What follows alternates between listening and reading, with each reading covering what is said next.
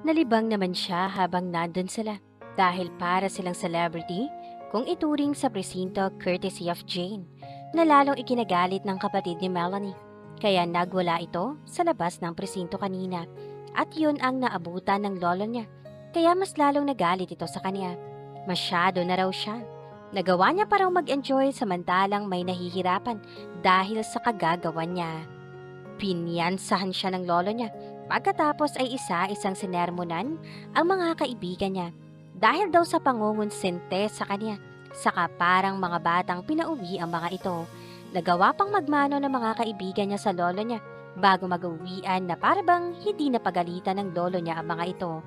At ngayon, nandito siya sa opisina ng daddy niya habang sinesermona ng lolo niya at tinitingnan ng daddy niya na parang hopeless case na siya. Alam mo bang muntik mo nang matapos ang buhay ni Melanie, Danica? Muling sigaw ng lolo niya sa galit sa kanya. Hindi siya umimek.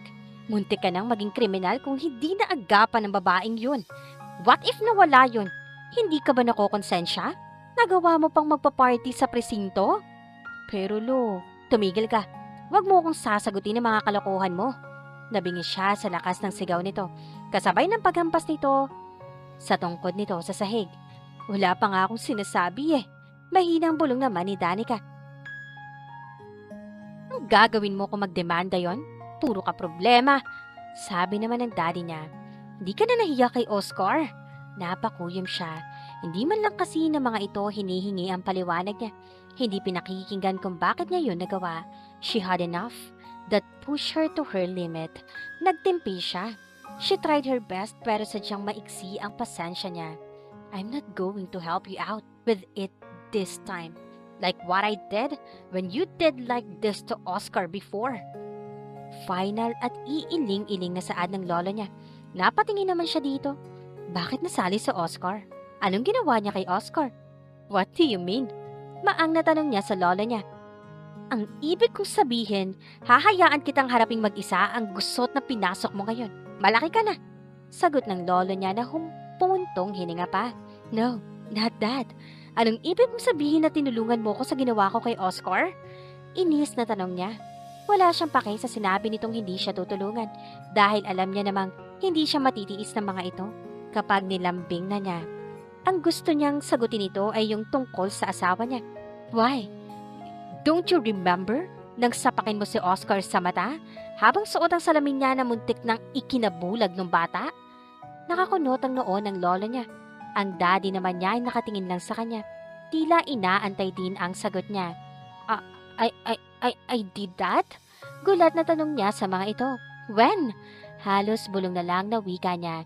Hindi niya kasi matandaan na nagkakilala na sila ni Oscar noon pa. Nung high school ka, siya yung binatilyong sinalpak mo dahil akala mo siyang stalker mo? Ang daddy niya ang sumagot sa tanong niya. Hindi siya nakaimik. Kung ganun si Oscar yon. Hindi na niya naalala yon kung hindi nabanggit ng lolo niya. Kung ganoon matagal na siyang kilala ni Oscar? O, alam ba nitong siya ang nanapak dito noon? Oscar's point of view. Tumingin siya sa relo niya. 9:30 p.m. na at nakakaramdam na siya ng gutom. Kakatapos niya lang kausapin ng waiter na naging saksi sa ginawa ni Danica pagkatapos niyang ihatid si Melanie sa ospital. Naawa siya sa dating kasintahan dahil sa itsura nito. May pasa ito sa kanang panga. Namamaga ang mukha nito at may bukol sa noo. Wala pa rin itong malay nang umalis siya sa ospital. Naisipan niyang bumalik na lang bukas dahil marami siyang dapat asikasuhin. Desidido kasi ang pamilya ni Melanie na idemanda si Danica. Napabuntong hininga na lang siya sa gulong pinasok ng asawa niya. Pamilya ng mga abogado ang pamilyang pinanggalingan ni Melanie, kaya kailangan niyang unahang kumilos ang mga ito. Kakatapos niya lang kausapin ng waiter na gagawing testigo ng side ni Melanie. Binigyan niya ng 100,000 cash ang pobreng waiter. Kapalit ng paglayo nito at hindi pagtestigo. Hindi siya papayag na makasuhan si Danica kahit pa may kasalanan nito. Naniniwala siya na may dahilan ng kanyang asawa kung bakit nagawa nito iyon. Hindi naman ito mauunang malakit kung hindi prinovoke. Sa ngayon, di niya pa malalaman ang dahilan dahil hindi pa niya nakakausap si Danica. Pero kahit paano man ang dahilan nito, tama man o mali, gagawin niya pa rin ang lahat ng paraan para maabswelto lang ito.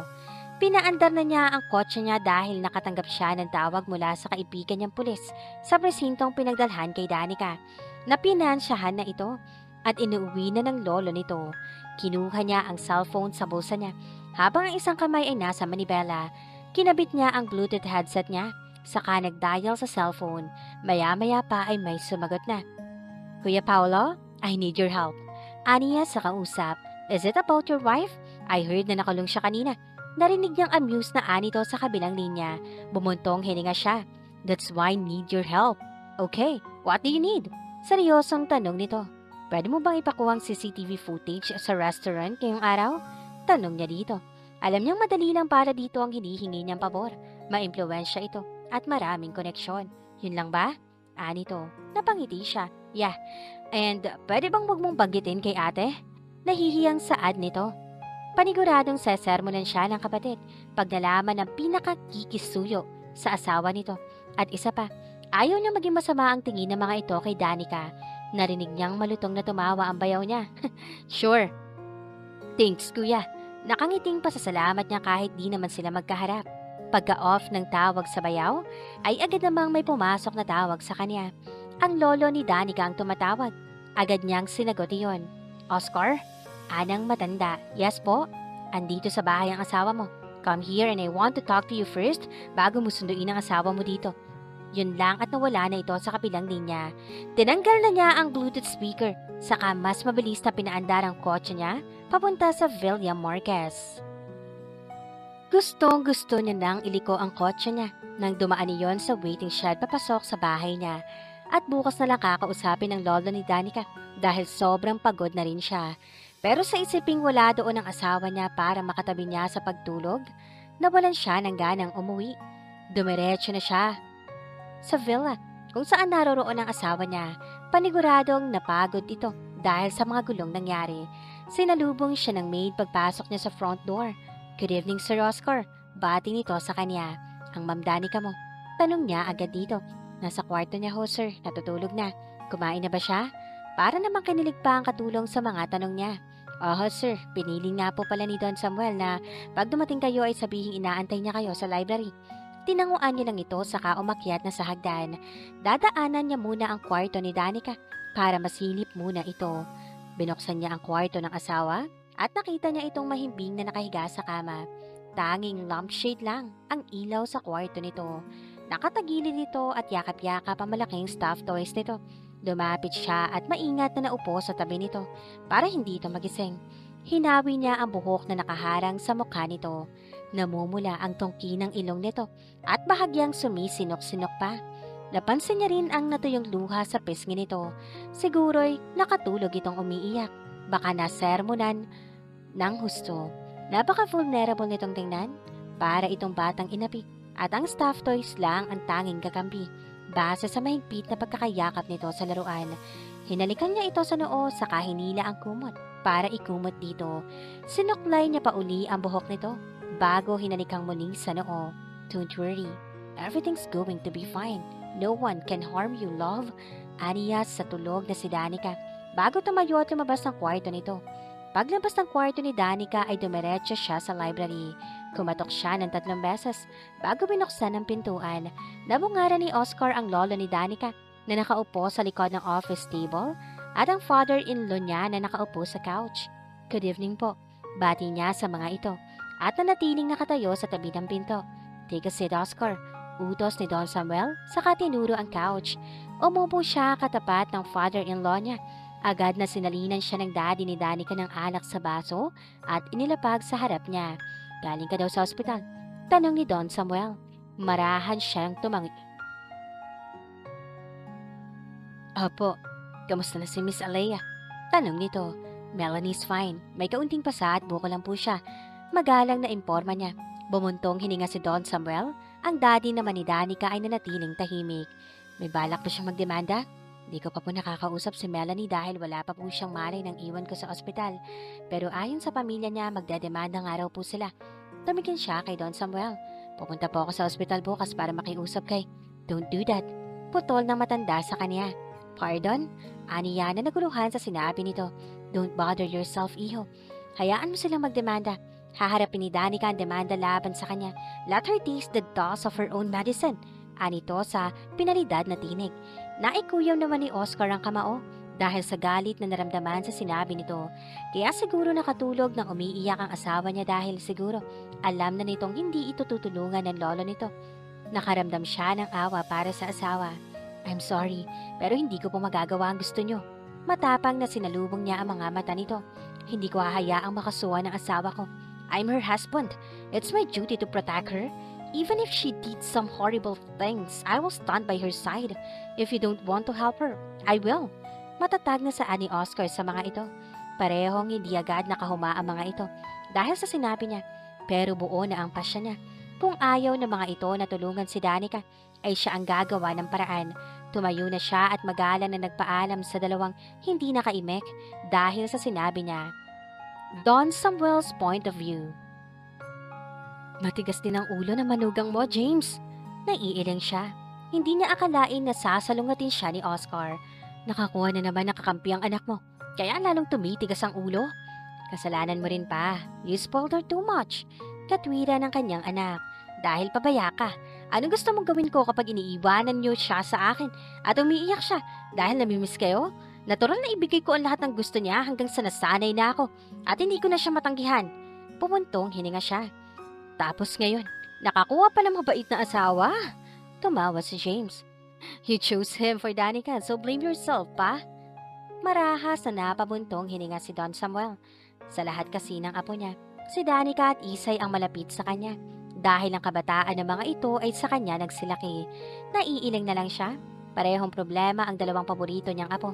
Parehong matitigas ang ulo, pero mahal na mahal niya ang mga ito. Oscar's point of view. Bumalik siya sa kwarto ni Danica. Mahimbing pa rin ang tulog ng kanyang asawa. Umupo siya sa gilid ng kama. Tinanggal niya lang ang sapatos niya, saka tumabi ng higa paharap dito. Tinanggal niya ang yakap-yakap nitong stuffed toys at dahan-dahan niyang iniangat ang ulo nito para paunanin ito sa braso niya.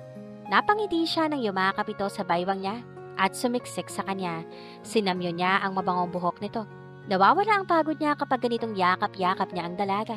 Oscar, anito sa inaantok na tinig. Niyuko niya ito. Okay ka lang ba? Tugon niya. Namumungay ang mga mata nito na tila na naginip pa na tumingin sa kanya. Galit ka ba sa akin? Antok na saad saka muling yumakap sa kanya. Marahan siyang natawa sa kahinalikan ng noon nito. I'm not. I will never get mad at you no matter what. Malambing na wika niya dito.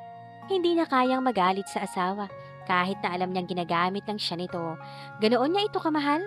Willing siyang pagdaruan ito. Basta makasama niya lang ito. Ngumiti ito kahit nakapikit na ang mga mata. Hindi niya sigurado kung narinig ba siya nito. Niyakap niya ito na mahigpit saka natulog ng may ngiti sa mga labi. Maaga siyang nagising. Tinignan niya ang wall clock. 5:30 na ng umaga. Nakangiti siya na makitang nakayakap pa rin sa kanya si Danica.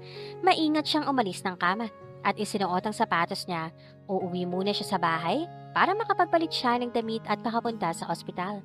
Kinintalan niya ng halik sa pisngi ang asawa. Bago lumabas ang kwarto nito, nakasalubong niya ang mommy ni Danica, kaya agad siyang nagmano dito. Good morning po. Bati niya. Good morning din, iho. Gusto mo bang magkape? Nakangiting alok nito. Hindi na po. Pupunta na po ako sa ospital. Pakisabi na lang po kay Danica na maaga akong uuwi. Magalang na saad nito. Bumuntong hininga ang ginang at malungkot nang umiti sa kanya. Inabot nito ang kamay niya at ikinulong sa mga kamay nito. Ikaw na ang bahalang magpasensya sa asawa mo, Oscar. Matigas ang ulo niyan pero hindi naman ganoon kasama ang anak ko, gaya ng sinasabi nila. Malungkot ang mata nito habang sinasabi iyon. Tumango siya at nginitian niya ito. Mauuna na po ako. Dadaan pa po kasi ako sa bahay para makapagpalit. O siya, sige, mag-iingat ka. Salamat po. Pagkatapos magpaalam dito ay dumiretso na si Oscar sa kotse niya. Saka pinaandar iyon. Dumaan siya sa bahay para maligo at magpalit. Pagkatapos ay nagkape lang siya, saka umalis na uli. Dumaan muna siya sa bayan para bumili ng bulaklak at prutas. Nilagay niya sa passenger seat ang mga binili, saka umikot sa driver seat. Akma na niyang papaandarin ang kotse nang may mag-beep ang cellphone niya. May text message sa kanya ang bayaw. I have something for you. Open your email. Also got the CCTV footage. Napangiti siya. Maaasahan talaga ang bayaw niya? Inopen niya ang Gmail niya at tinignan ng sinend sa kanya ng bayaw. Napangiti na lang siya sa nakitang clip na pinadala nito. Tinawagan niya ang bayaw pagkatapos pasalamatan at tanungin ng ilang bagay ay nagpaalam na rin siya dito. Saka pinaandar na niya ang sasakyan papunta sa ospital. Tutunan na kayang mahalin ni Danica ang asawa? At dito na po nagtatapos ang kabanata ng ating kwento. Please like, share, subscribe for more updates. Maraming salamat po.